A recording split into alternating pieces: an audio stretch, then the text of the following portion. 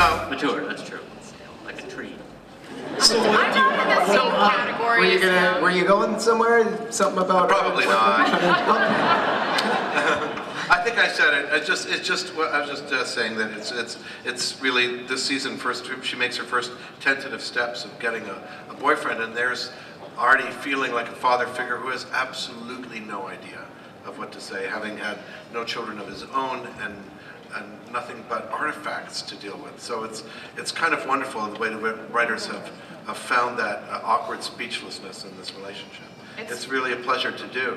And given the fact that we're a procedural, this is interesting for you guys, I hope, because it can be a way to support your family. It's great to do a series. If you're doing a procedural, it can get to be stultifyingly boring, really boring.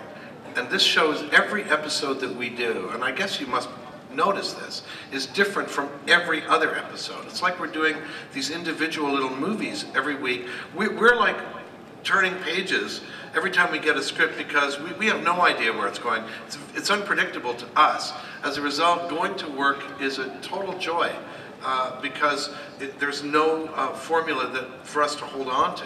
Well, that's the thing, right? There's such a blend of genres in this show and everything. I think that's part of the success of it. But like, what do you guys prefer? Is that part of the success of it? What do you think? There's romance, This is where I say, fine, Saul, change the line. It's okay. You can say that line. It's fine. we have the dissertation. Yeah. But yeah, like, so what do you guys prefer doing? There's so much comedy. There's so much action, and it's like, what do you call it? A thriller-romedy? A thriller-romedy. We do a thriller-romedy. Do you guys have any preference? I get a nickel every time that shows up in print. What is your favorite thing to do? Well, I did a lot of comedy before I did Warehouse 13. I did. We'll be the judge of that. Well, I didn't say if any of it was good.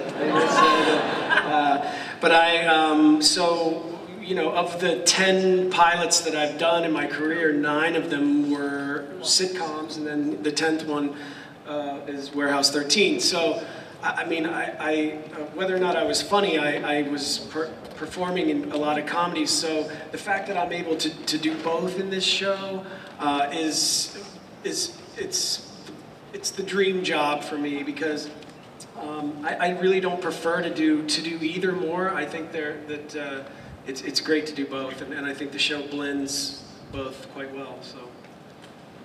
All right. Well, I've got just some like technical questions. One about like the warehouse. How big is it? Infinite. Like really? How big? It seems to be bigger every time. I think it's infinite. It's a what? Infinite. My theory is that it's constantly expanding, much like the universe. And the manual as well is just an ever-growing tome. There's not really one manual. She's the only other person who's actually read. Besides me. It's as big as our CGI budget is every year. Yeah. I'm not a big reader of the manual. I mean, it took me 6 years to get through college, so I learned how to drink beer out of a shoe. Well, the Warehouse is 13th. Every warehouse has taken the artifacts of every other warehouse. You imagine... except for Alexander. Imagine, yeah, because there was one that disappeared. But I think that, if you think about maybe the first warehouse was something maybe the size, double the size of this room, and then another generation, and it kept going. So my guess is it goes 3 miles into that mountain. Yeah, it's enormously large, and we want to always keep it mysterious. We never want to see the back of it. We never want to see the end of it.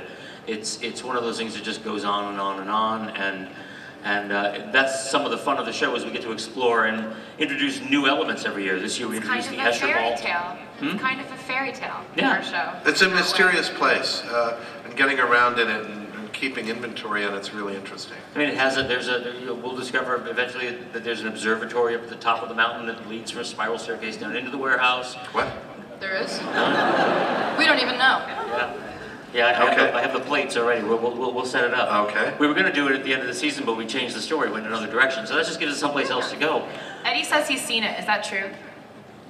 I see. I saw the observatory. Why did you show him and not me? Okay, I said show me, but do not show Joanne. I was going to show you. You were late. I was not late. I'm very punctual. She was writing in her script. All right, well, I'm going to throw to some fan questions, so if people want to come down, where is it? Right down here? Is that where they go? Oh, where do they go? Right over there. Right over While there. they're lining up for questions, can I just also say that we're talking about the reasons the show is a success?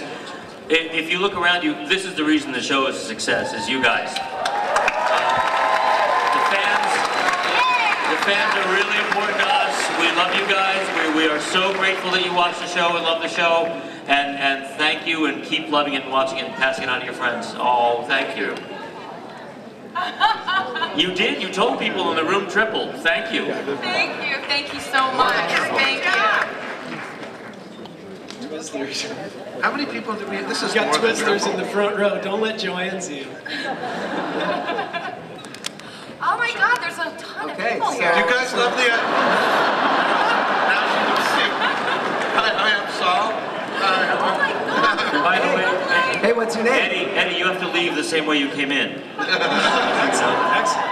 Good luck. I got a question. How are you guys happy about the idea that Eureka and us are in the same universe? And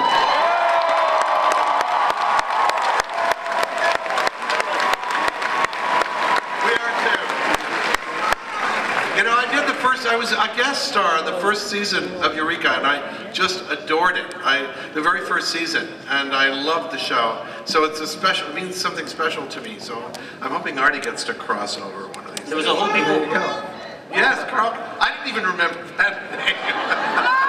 Carl Carlson is mentioned. I went into the light, didn't I? There's a- I didn't die. Did you go into the All right, we got some There's some questions lining up lined over here. but they all disappeared. Yeah. They Oh, were I'm sitting sorry. there and I now drove them away. No. But they're there. Oh, there you go. Yeah, over there. Well, All right. go ahead. Hi. Hi. First, actually, I want to thank Eddie as he's taking a photo. I'm actually a graduate student in writing, and I wrote an episode of Warehouse 13 for part of my graduate thesis. And I asked Eddie a question. I said, would Pete hide up in a tree or in a ditch? And he wrote me back and said, in a ditch under a tree. So, thank You you. make me sound smart and everything. I like you. So my question is, I guess it's kind of a fluffy question, but I want to know what your favorite object has been so far in the warehouse, or maybe one that's coming up. Me? Any of you, all of you. So. There was a, for me it was the first time I saw what the art department could do. I don't know whether it was because, it wasn't so much because the artifact was so magical, although it is. We had this thing called Rheticus's compass in the first season. And I looked at this object that needed to look like it was created in Renaissance times. And I've been doing this a while, and I've done some expensive movies, and I've seen what props departments do. And I thought to myself, wait a minute, is this a $150 million movie? This prop, which was made of brass and copper, and had a weight to it, must have cost It was $12,000. $12,000. It was $12,000. That was the episode I It learned was- Latin for. It was an amazingly beautiful object, and it was really cool. What are you doing, Nidhi? What are you doing? I was taking a picture. He's taking a picture of his name. You're so vain. You probably think this is... So we're gonna have an artifact next year that actually lets him grow up to 9. Hey, you know what? Look, I graduated from college and sold insurance for 7 months. I was a PA for 3 years. You've done more pilots than a I've done stewardess. more pilots.